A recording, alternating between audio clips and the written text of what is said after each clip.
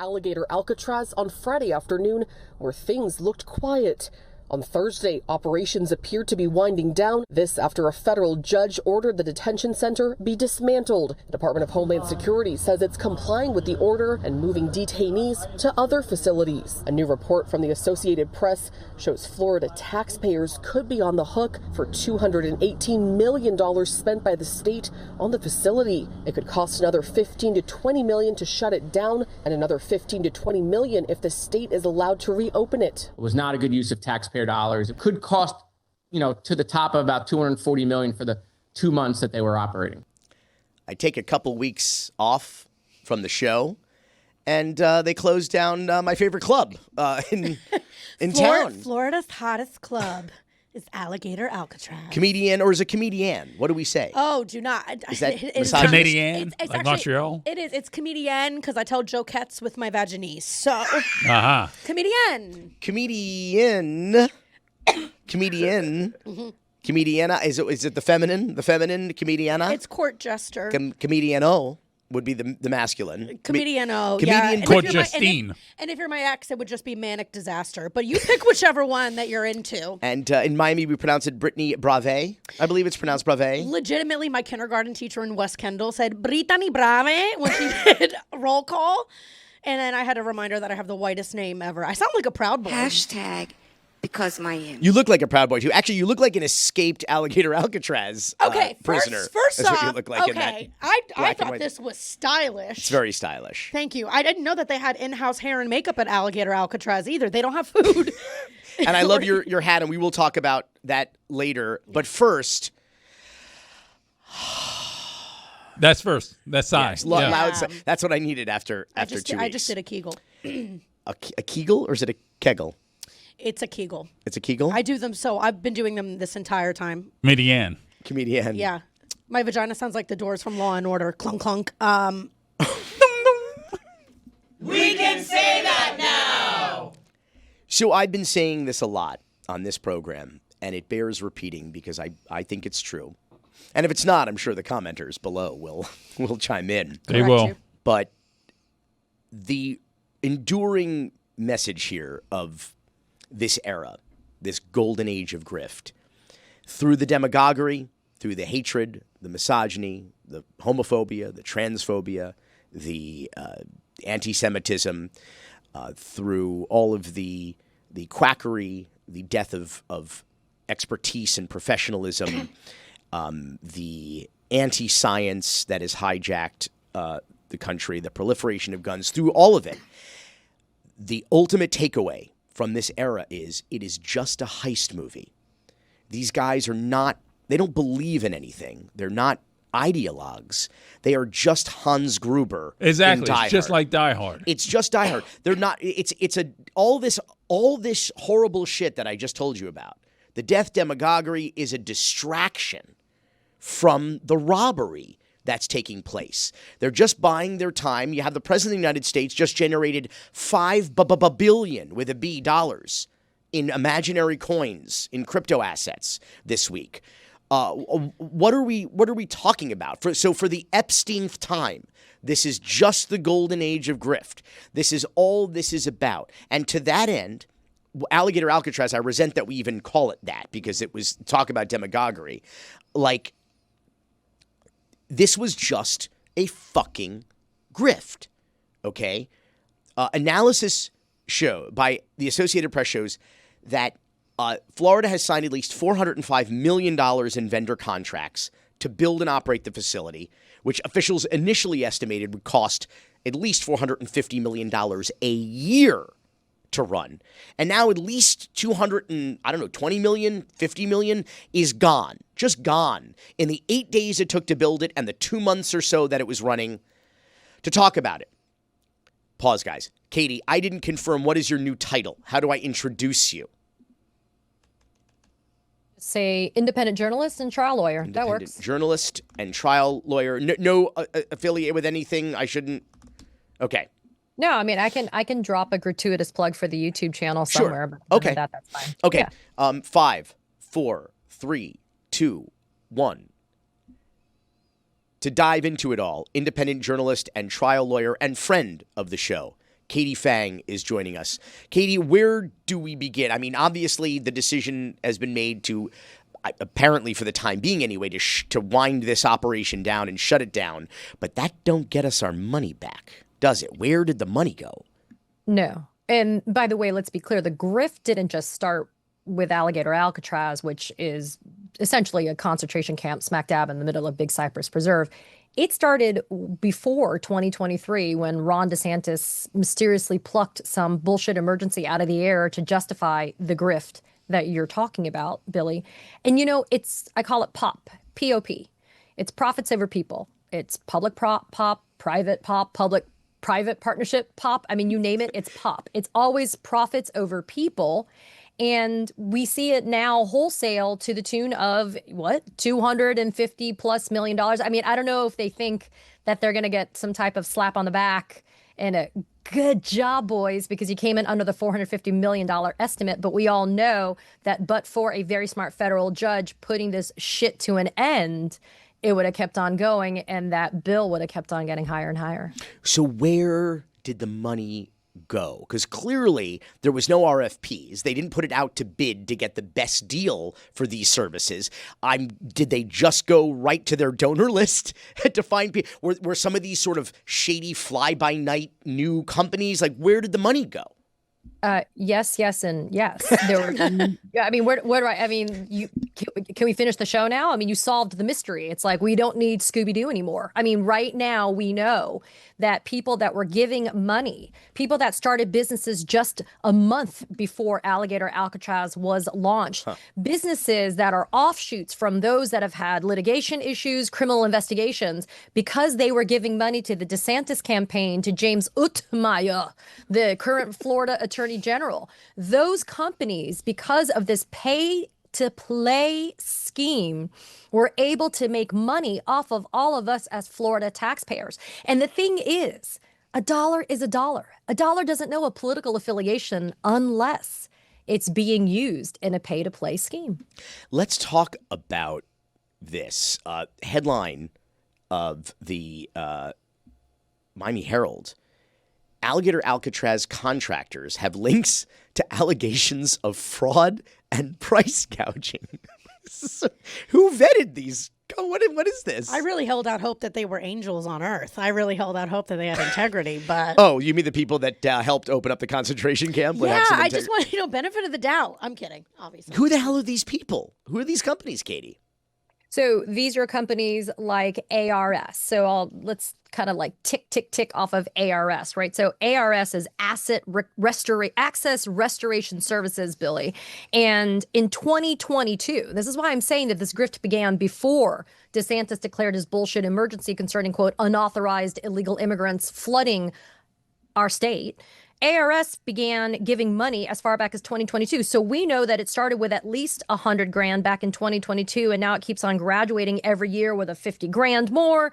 And all in, so far, we've seen more than $400,000 given by ARS to Republican officials here in the state of Florida. But then you get this offshoot company from ARS called IRG, which was launched in February of this year. IRG has also been giving money as well. But when we talk about the kind of quid, the pro, and the quo here, the quo is pretty hefty. We're talking tens of millions of dollars of contracts and purchase orders that are inuring to the benefit of these companies like ARS and IRG. They are so brazenly obvious, you do not have to scratch the surface in any capacity to be able to see that the money flow is a very direct let me help you, you help me energy. And the thing that's crazy about this is you should have a vetting process. Any objective procedure would be able to weed out people that have litigation over ripping off law firms and employees, people that have been investigated for the commission of fraud. Those are people that should not be receiving tens of millions of dollars from our Florida tax-paying coffers. And yet DeSantis doesn't give a fuck. He doesn't care, especially because he's on his way out. So for him, he's like, look, if you're going to sit here and make me look good for my dear Führer, the cult leader, convicted felon Donald Trump, he's all in and then some. Nazis are his base. And then there's and these are not like incidental contracts either. This is big money, like this company. questions are swirling about the mysterious local company being paid $78.5 million to staff Alligator Alcatraz. Critical Response Strategies took down its leadership page sometime after May 13th. But using an online tool called the Wayback Machine, Action News Jax was able to track down its leadership team. Among them, local businessman Will Adkins, former Duval Emergency Director and current JFRD Lieutenant Todd Smith, and former GOP Michigan gubernatorial candidate Tudor Dixon. Matthew Fenner is listed as the manager of CRS. Fenner is also the CFO of Kaplan Ventures. The contract between CRS and the state was pulled down off the Florida Department of Financial Services website within the last 24 hours. Action News Jax was able to find more than $86,000 in campaign donations associated with Kaplan Ventures CEO Ricky Kaplan made to political committees and campaign accounts tied to Governor Ron DeSantis. To your point, Katie, not only would you hope that there would be an open and transparent bidding process and vetting of the competency and legitimacy of these companies, but now you have a company clearly made up of a bunch of insiders, some former government officials, a former Republican gubernatorial candidate in another state, obviously donors of DeSantis or his PACs or the Florida Republican Party, but also, this lack of transparency once these contracts to the tune of $78.5 million have been signed. Material like disappearing, people's LinkedIn's being switched to private, all this crazy shit. Like, is this legal, actually, to sign a $78 million contract with the state of Florida for our taxpayer dollars and then to, like, make it disappear? Which part? Make the people make the people disappear? Make the money disappear? Well, I mean, make your information disappear. Listen, at this point, the human rights violations are almost incidental to this just craven, cynical, like grift and robbery that went on here. Yeah, listen, the due process civil rights violations, that's just icing on the fascist cake for these people, right? Like, they don't care. And let me be very clear. When y'all were going through that video right now, there seemed to be a whole lot of white people that were involved in that company. I just want you to know, from what I could tell, unless my video screen was doing me dirty. Yeah. Here's the thing. When you have the ability to negotiate on a contract and that gets signed, it's binding, right? So if the state enters into this contract and they have to pay this company, CRS, $78.5 million, they have to. Now, there's no quality control, though. So putting aside that there's no objectivity in being able to vet whether or not you have competent vendors that are providing a service, when they're actually doing it, nobody's quality control or checking to see whether or not they're actually doing what they're supposed to be doing, because nobody cares by that point. When the money has been delivered, it's done. It's out the door. And the thing is, in order to have a kind of clean, forward-facing look, you end up having good press. You end up having good comms. You end up hiring people like Ballard Partners, like that other company. We name checking? We name checking now? Oh, honey, we're going to name check like a bitch. Oh, shit. So ARS hired Ballard Partners. And Ballard Partners has been paid $193,000 last year alone. Ballard Partners hiring a whole bunch of former DeSantis people, and they're lobbying hard for these companies. Where? In Tallahassee and others, right?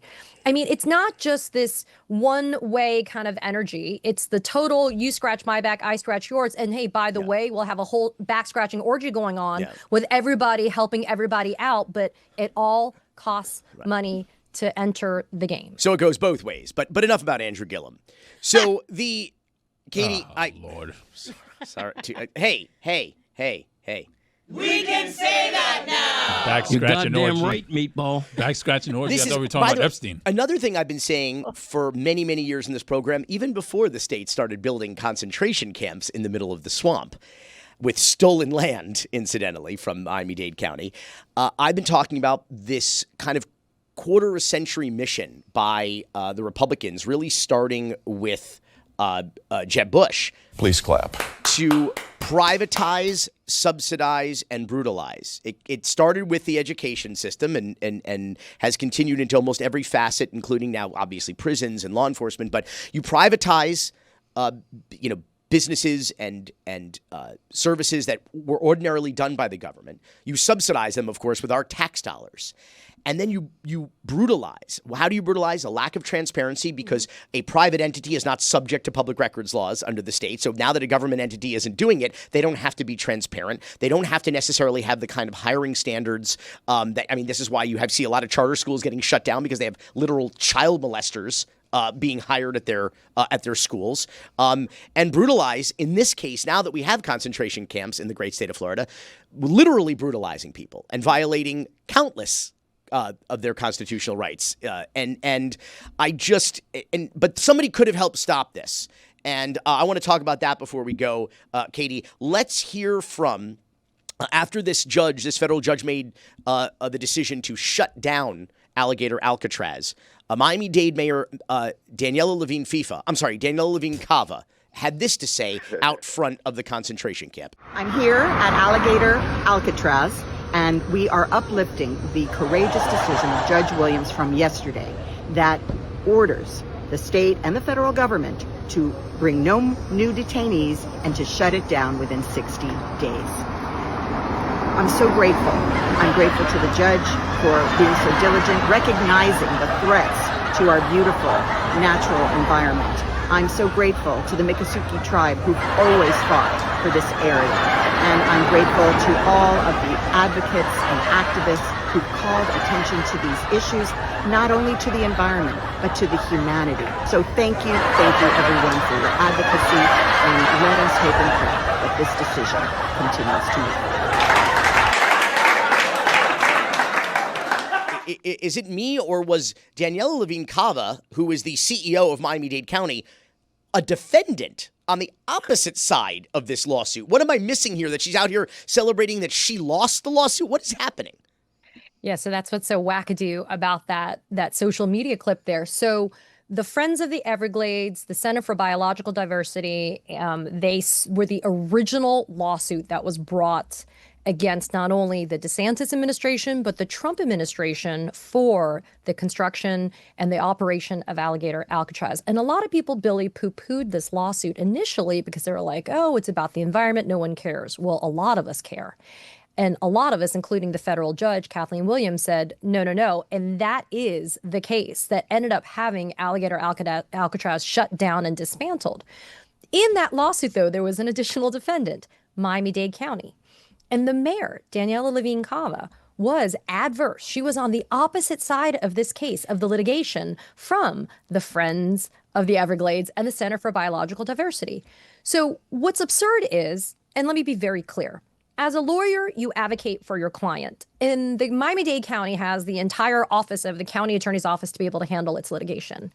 When you're sued, you have to respond, or else you're defaulted, meaning that the court will say, yeah, you didn't respond. I guess that means you don't want to fight it, so we'll just tag you for whatever the hell happens. But Miami-Dade County fought against the plaintiffs in that case actively. They went so far as to oppose the idea of entering an injunction, meaning a block against Alligator Alcatraz. Dade County was on the side of DeSantis and the Trump administration to allow them to continue to put stuff up, erect new buildings, put more shit that's damaging our ecological system out there in Big Cypress, and yes, inhumane civil rights and due process violations. That is the side that the Miami-Dade County was on. And what's astounding to me, Billy, is that the mayor could have, on behalf of Miami-Dade County, instituted litigation before anybody else did, because the county, you, me, others that are a part of Miami-Dade County, the county owns that land, that parcel of land that they put Alligator Alcatraz on. But instead of suing the Trump administration or the DeSantis administration, ostensibly because there was this issue of trying to get your budget approved by the state government, there was no litigation that was commenced. So I want to take it and I want to compare it to the following. If you're living in your house and DeSantis comes knocking on your door and tells you that he's going to erect a gigantic fucking dog cage on your front lawn, where all of the filth, the waste, the shit, and the piss is going to run off basically into your house, that the people that are going to be put into there are not going to be fed, they're not going to be housed, they're not going to be able to take a shower, they're not going to be able to have access to counsel, they're not going to be able to see their loved ones, they're going to be eating food with maggots, and you're just going to sit there and let DeSantis put that cage on your front lawn, you're not going to take action. That's exactly what the mayor did. She could have taken action on behalf of the county, and let's be very clear here. Even if the futility of that litigation may have been very evident. You still fucking do it. Because you do not allow this to be the stain on your legacy if you are the mayor of the place that technically owns that land. And I don't want to hear about DeSantis's emergency powers because we all know that that's a crock of shit. Danielle Levine Cava, mayor of Miami-Dade, was on the wrong side of this case. She's on the wrong side of history. And just the cynicism of her coming out to celebrate a victory that was not only somebody else's victory, but that she was fighting against is just absolutely... Politicians do that all the time. But this is next level. I mean, like, this was just like, because she had an opportunity. She had more standing, arguably, than any of the other plaintiffs in the now at least three lawsuits against the state and the feds over Alligator Alcatraz. Also, the nerve to call it what a courageous decision. Courageous. It's like if you turn the audio off, she looks like an influencer who's telling her followers to come to Alligator Alcatraz, this hot new spot that she found. She flip-flops more than a chancleta. Yeah. Hashtag because Miami. Katie Fang News is her channel on YouTube. It's fabulous. Follow her. Katie, come back and see us sometime. We'll talk more concentration camp talk here on Because Miami. I just want to make clear that the Kegel is not a Kugel, even though, Billy, you may be excited for that. And I just did a Quibi, so. Yeah, I like my Kegels with cream cheese. Exactly. It's a classic New York breakfast. In Florida, rainbow crosswalks are being removed, including outside Orlando's Pulse nightclub, honoring the 49 people gunned down in the 2016 mass shooting targeting the LGBTQ community. The Florida Department of Transportation, the same agency that first painted the art, erased it. 3 protesters were arrested outside the Pulse nightclub over the weekend. The Florida Highway Patrol accused them of defacing a traffic device by covering the crosswalk with colored chalk. Orlando police and state troopers have been stationed there since last weekend. In the last week, Key West, Tampa, and Tallahassee have received similar requests from FDOT. Delray Beach Mayor Rob Long called the move political. This crosswalk on famed Ocean Drive in Miami Beach could soon disappear. Florida says it's following a new federal directive from the Trump administration to keep crosswalks and intersections free from distractions. Grand opening, grand closing. I hit the wrong cart right out of the gate. Good job, Billy. And that's the great. Crosswalks are making us gay. The crosswalks are making us gay. The crosswalks are making us gay. I don't know. I'm having strange urges just having crossed the street, Brittany Brave. How about you? I was looking at those rainbow crosswalks, and I suddenly had this huge urge to eat pussy. It was crazy. We can say that now. Oh, my God. Holy shit. Yes, Brittany Brave is here, folks, in case you forgot. What if you jaywalk? What happens then? I think you're trans. I think you're. That's it. I think you're. It's called. Yeah. It's called gay walking. First of all. Yeah. Not jaywalking. And you get a ticket for that. And you're you just it falls right off. You're trans. Exactly. All of a sudden. Exactly. So gotta go to court. Florida's square dance into fascism continues, and Ann Eskamani is a Florida state rep. She is a candidate for City of Orlando mayor, which has kind of become ground zero in a way for this controversy that is engulfing the entire state of Florida. But what's happening in Orlando, of course, is because it was a memorial for the victims of the Pulse mass shooting. Very traumatizing. And very heartbreaking. And approved, of course, by the Florida Department of Transportation. This was not some random protest or unpermitted act. This was something that was done in conjunction with the state as a memorial. It has now been covered over and then repainted by protesters, and then covered over and repainted with chalk by and now they've been arrested. Some of these folks, and now they have guards, like 8 troopers, state troopers, making sure that nobody, God forbid. Representative Eskamani, let me just ask you this. Where does this rank in the as far as the issues facing the people of Florida right now? Is this top 10, top 5, top 3, top 50? Where does this rank as the issues that matter most to your constituents and us Floridians? I mean, before DeSantis made all the shitty decisions around it, nobody talked about it. I mean, the crosswalk was, as you mentioned, originally established with support of FDOT as a spark of joy, as a as a piece of art to add on to what will be a permanent memorial at the Pulse site. And of course, nobody talked about it until the state erased it. And what point, I want to emphasize this point, because it wasn't just erased, it was erased in the middle of the night with no warning. We woke up the next day realizing it was gone. And so literally the state of Florida didn't even tell us. They just snuck in. And that was the first crosswalk they decided to erase. I mean, it's just absurd. And obviously, I also have to argue that it was timed out, because the night they did it, the next morning was when we were all expecting the court decision to come out about the so-called Alligator Alcatraz. It was that same Thursday when we woke up to this news. So, I mean, the DeSantis administration, they're so insidious. It's always about optics for them and timing communications to distract from their losses.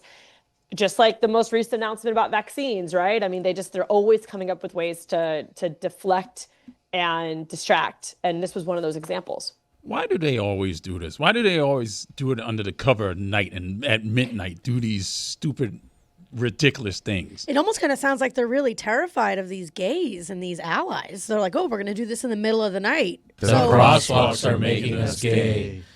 Yeah, so a drag queen doesn't come out with a stiletto and beat the shit out of me. Right? It's funny you say that, because when I was out, I've been out there a lot of days, right, with the activists, with the protesters, and with all these FHP troopers, and we're just like, y'all, we are basically a bunch of gays and girls holding chalk and clack fans. Like, we are not dangerous, and yet they have this army of folks waiting for us. I mean, it's just so silly. Well, it's funny because we continue to target a movement, the LGBTQ movement, that is literally based on love and acceptance and equality and showing up as exactly as you are. And DeSantis and the administration is terrifying. And you use the term erase, and I know you did that on purpose. They came out in the middle of the night and erased this memorial, not just a sidewalk chalk or paint on the ground. This work of art, this memorial, designed and approved for a very specific purpose. Because, I mean, speaking of erasure, 49 people, am I right, were slaughtered in what was very deliberately a targeted attack, a hate crime against the LGBTQ plus community there in Orlando at the Pulse nightclub. But they're talking about this under the guise, the state is, of safety.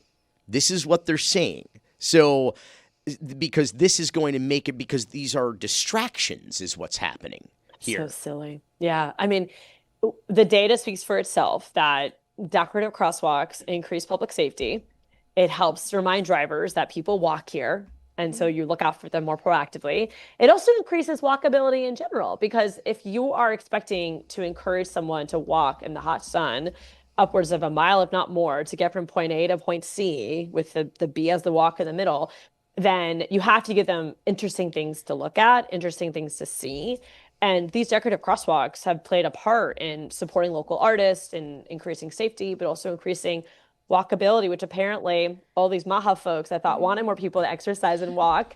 And so at the end of the day, this was only about politics, and it is about an eraser, because the state of Florida has shown itself time and time again. Governor Ron DeSantis has already demonstrated a deep disdain for people who are different from him. And he has pushed for policies that erase queer people from literature, that restrict access to healthcare, that allow medical providers to deny you access to care if you are gay. I can't wait for the day that this man inevitably comes out of the closet. Can we all agree? With his white boots? So, hang on. Remember, he had those rain boots. So that's what I'm saying. I mean, remember the Don't Say Gay bill? My first thought when I heard about the Don't Say Gay bill, I was like, this is pretty gay. Not to be a middle schooler. Like, he's projecting. It's some closet case kind of shit. I definitely think so. Well, but you said that there is evidence that painted crosswalks actually make these intersections safer.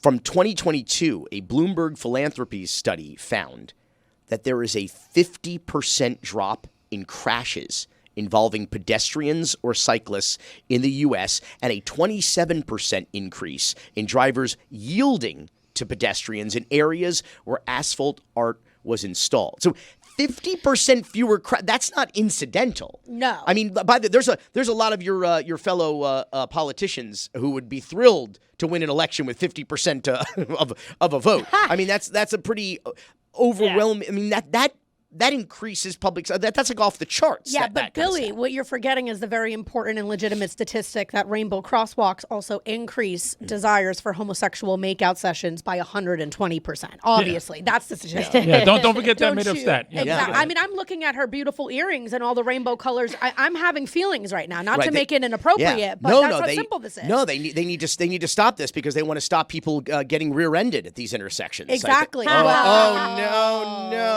We can say that now. The crosswalks are making us gay.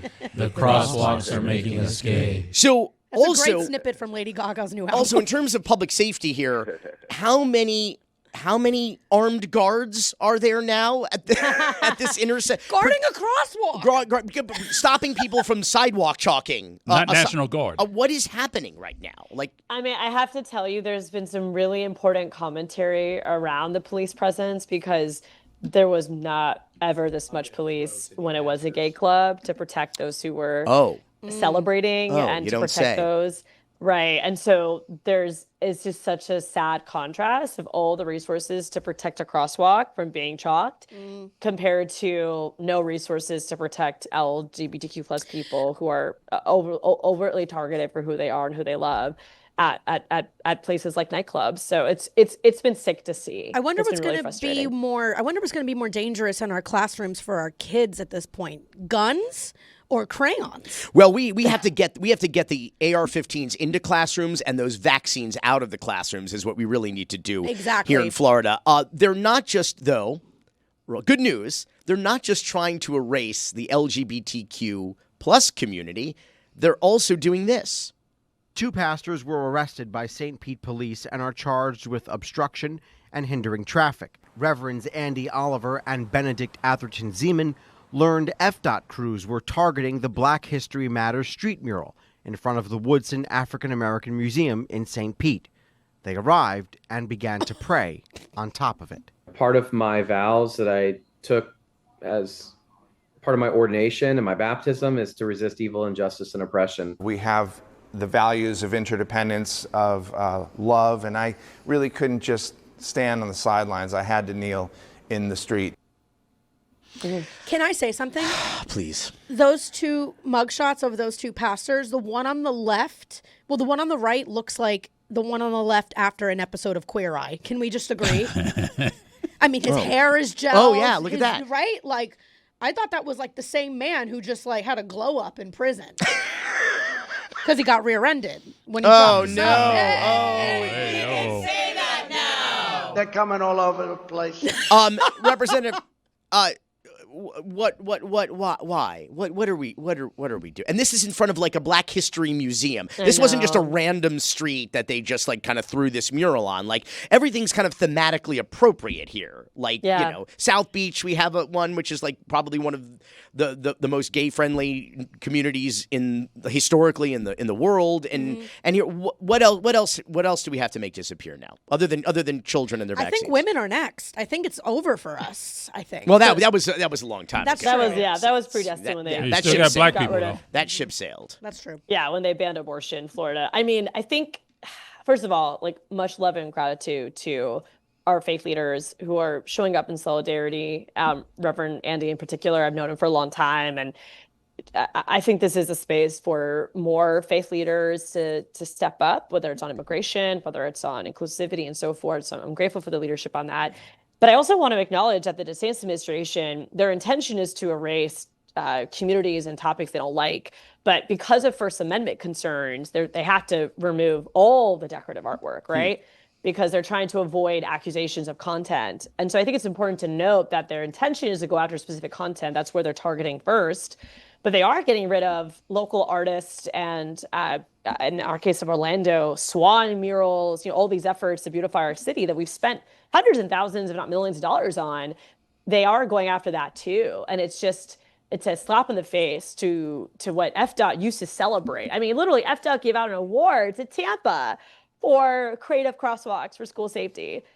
So you have a state agency that has been encouraging us to do this, and of course, a complete 180. And there was no new law that gave them permission to do this. It was a rule change with the Green Book. They did with no public oversight, and of course, evading legislative oversight has been another MO of the DeSantis administration. Before we go, 30 seconds. Breaking news this week: DeSantis and our, I can only describe this as like borderline mass murderer. The Surgeon General of the state of Florida, Ladapo, will end all vaccine mandates in Florida law. Your comment, 30 seconds. I think it's important to note not only how extreme this is, but how people with money and insurance will be able to get their children vaccinated, and those who don't have those resources are going to be most at risk of not only getting sick and ill, but spreading disease within different communities, and of course, potentially even dying. So this is a dangerous precedent, and we have to do everything we can to fight back. That's an interesting point. Because of no mandate, then that means the insurance companies don't have to provide it. So this doesn't just affect parents who don't want their children or choosing in the free state of Florida to not have their children vaccinated. Parents who want their children vaccinated may not be able to afford it because insurance won't cover it anymore. Yeah, and DOH might not require it, might not provide it for no cost. I grew up in a working class family in Orlando. My mom took us to the Department of Health to get our vaccines at no cost. And so if you remove the mandate, what's next is not providing them access at all in our departments of health. So where do those families go? The good thing is, though, now that vaccines aren't mandated, we're going to have a lot less gay people, because that's what was making people gay, from what I heard. No. The crosswalk. The crosswalks are making us gay. The crosswalks are making us gay. Right. And the crosswalks are making us gay. And Escamani, thank you so much for joining us. Hi everyone, it's comedian Brittany Brave, and some of you may remember that in late 2022, I had the Delulu idea to make an entire movie about Miami's comedy scene. Movies need help. Movies need support. Movies need your money. Muchacha is basically my love letter to Miami, and if you know anything about me, ill, gross, I don't do those. Whenever Miami does something, it doesn't exactly do it on a small scale. Pitbull could have just been Mr. Kendall, but he decided to be Mr. Worldwide. Dale. Any donation is appreciated, and I want everybody to see why we call the 305 Magic City. And no, that's not code for cocaine. Not always, at least. Excuse me just a moment, Brittany. The U is back, baby! The U is back, baby. Don't you clap your hands like that. Creating a little friction. I've been holding that in the whole episode. It's a gator chump that Brittany's is back, baby! Yeah, I hear Tourette's How runs about them rampant. canes? Tourette's How runs about them rampant. canes? You and your gator chump. Chomp. You and your the fighting GEDs. I couldn't fucking whatever. afford UM. Come on. Bright futures, baby. Had to go to UF. Yeah. You know what UM and UF students have in common? What? They both got into UF. Oh, So, no, yeah. that's not even, okay. Yeah. That's not factually correct. You know what? The crosswalks are making us gator. You know, oh no. Kind of feels weird to say go Gators, because then people might think I'm no, like... it's go getter, because you don't say gay. Go Getters. Go Getters. Go Getters. Go Getters. Go Getters. Yeah. Yeah. Well, go Gators feels weird because then it feels like I'm a fan of Alligator Alcatraz. You know what the average UF student gets on their SATs? Drool. Cool. That's what they. Leave the jokes to the comedians. These are my Florida dad jokes. Is what they are. Yeah, you wrote them while on bath salts. Yeah, that's why they hit the way they do. What a meth. Oh, good. Brittany, I like that Brittany, one. Yes, I have a little bit. I have a little bit of a lisp. A little bit of a lisp. Do you know? Now you sound like people who do you go know to why? FSU. Do you know why I have a little bit of a lisp? The crosswalks are making us gay. Yeah. The crosswalks are making us gay. Hey! Don't give me that look, Roy. Hey, man. We can say that now. Also, no one's listening. If men in your life start developing a lisp, it's because the crosswalks made them gay and they've been exercising their right for fellatio. That's why. Yeah. I didn't know you knew Italian. Un poquito. Brittany, or your stripper name, Delulu. Can we talk about this Indiegogo? You have been working on this documentary, as it says on your hat. Let me read it aloud. It says, muchacha, ! It is a noun. It means... Tiny bitch. You can say that now. Yes.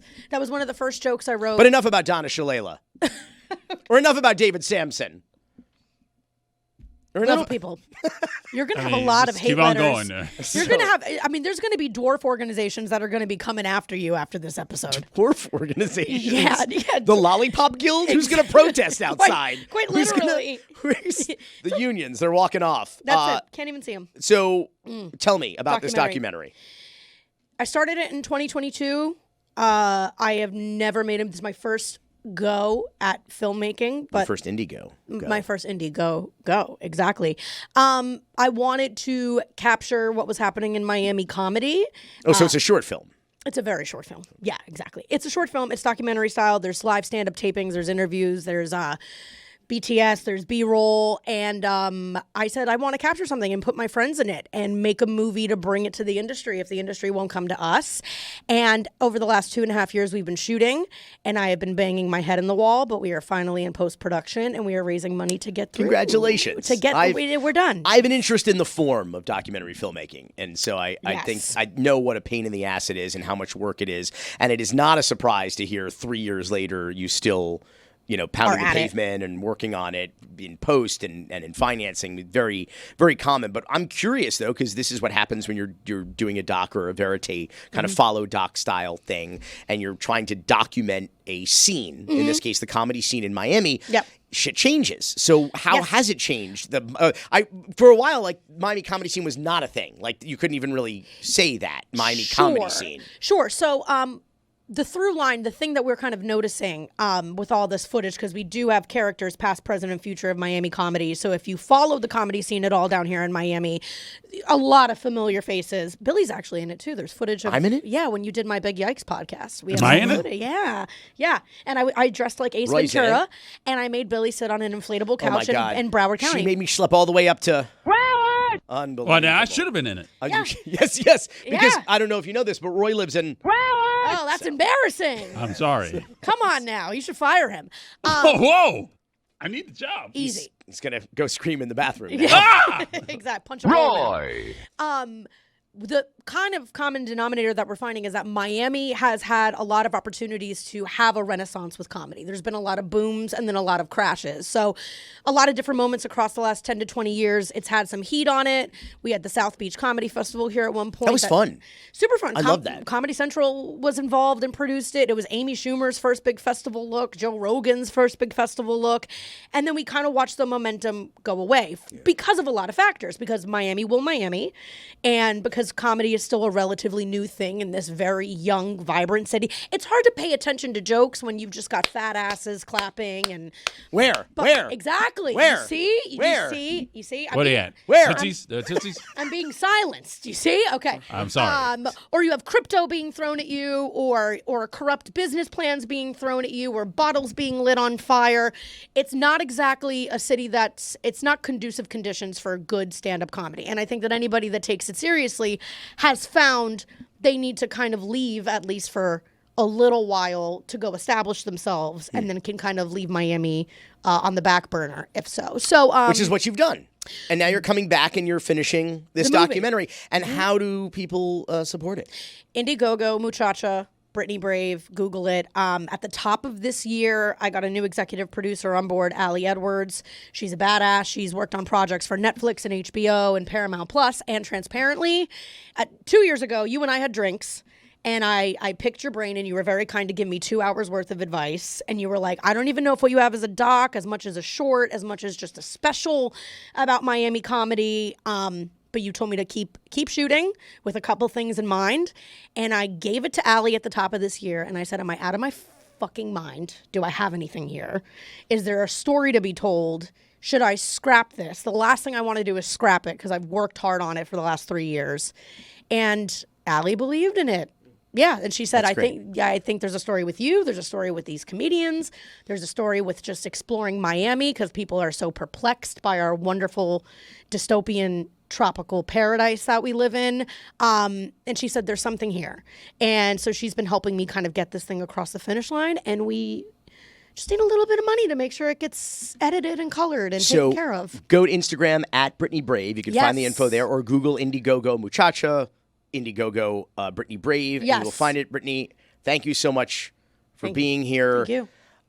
Before we go, our Miami moment. It is the world premiere this week of the trailer for my new pop doc, which I produced with Dear Jen and Neon, the company that brought you Honora and Parasite. They won 2 Oscars for Best Picture. Remarkable. It's a pretty young company. This is a bat-shit tale of Florida fuckery about a U.S. Green Beret war hero who helped plot Operation Gideon, which was dubbed Bay of Piglets by the press. It was an epic failed coup to overthrow Nicolas Maduro in Venezuela, and they schemed out of a WeWork in Brickell, of course. Classic. Of course. But of course. Hashtag because Miami. It will be available September 9th on Premium Video on Demand, so wherever you rent movies digitally.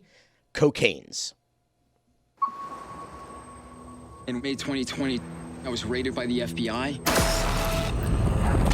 because I planned and executed an operation to invade Venezuela in hopes of liberating 30 million people. How'd that go? No so bueno. The self-proclaimed architect of an infiltration into Venezuela, Florida contractor and ex-Green Beret, Jordan Goudreau.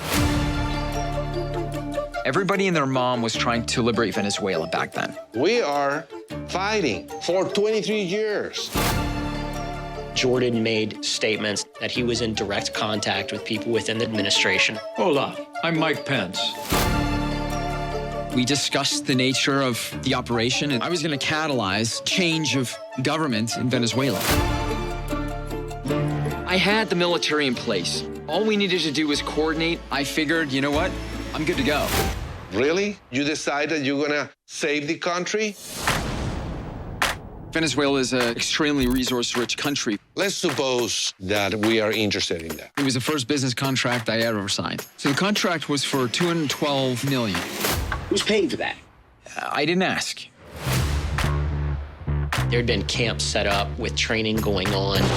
I'm a man of my word, and if I say I'm going to invade a country, that's typically what I do. Who is him to even give an opinion? Stick it. There was no U.S. government involvement in this operation. If we'd have been involved, it would have gone differently. When those guys are in jail, it's like a knife in my heart. I don't know if we have one foot in reality and one foot in delusion. We checked the guy, and that was red flag after red flag. It wasn't in their best interest to liberate Venezuela. This is like Firefest the Army. This had no chance of working. I still have the element of surprise. His name was on TV. The contract was on TV. Was I in over my head? Yeah. But I'm always in over my head. I'm in the over your head business.